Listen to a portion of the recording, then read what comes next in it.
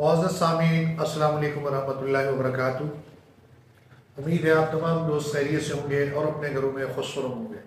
मौजू शुरू करने से पहले आप तमाम दोस्तों से मेरी गुजारिश है कि आप हमारे चैनल को सब्सक्राइब करें और साथ बेल आइकन के बटन को दबाएं ताकि तमाम नोटिफिकेशन आपको बर वक्त मिले।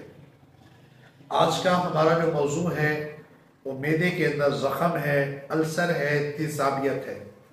जो दोस्त कहते हैं कि हमारा मैदा कमज़ोर रहता है, खाना भी हजम नहीं होता और हम आधी ही रोटी खाते हैं, ऐसे तमाम दोस्तों के लिए बहुत ही कीमती नुस्खा पेश करने जा रहा हूँ।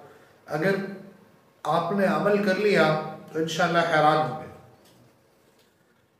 कुछ मरीज ऐसे होते हैं जब उनको उल्टी आती है तो वो समझते हैं कि जिगर का कोई मसला है तो जिगर का इलाज शुरू कर देते हैं। नहीं, सबसे पहले जब अगर कोई उल्टी खून की आ जाए तो चेक करवाना चाहिए कि ये मैदे की वजह से तो नहीं है। अगर मैदे की वजह से, मैदे में जख्म है या अल्सर है, तो उसका इलाज आप दोस्तों को परफेक्ट मैं पेश कर रहा हूँ। सबसे पहले आपने हलीला जर्द, मस्तगी रूमी, पुदीना कोही, ये 3 अज्जा हैं, इनको लेके पाउडर करें। इनके फुल साइज कैप्सूल 1000 मिलीग्राम सुबह, दोपहर, शाम को पानी के साथ इस्तेमाल करें और नमक और तली हुई अशिया का भी परहेज रखें। इसके साथ जो बड़ी अहम बात है, जापानी फल दिन के अंदर आप 1 किलो रोजाना इस्तेमाल करें।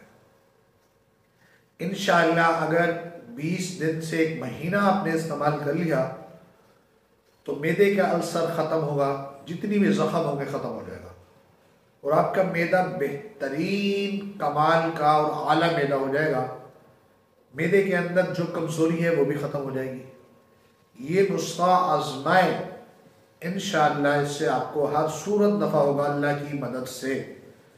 ये मेरे दोस्तों ने, क्लाइंट ने इसको आजमाया है, मैंने उनको बताया है, अल्हम्दुलिल्लाह इससे बड़ा नफ़ा हासिल होता है।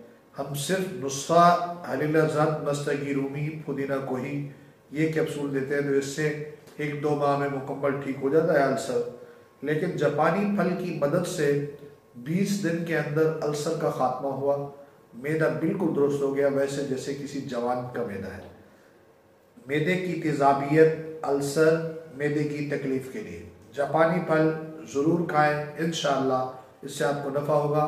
जज़ाकल्लाह।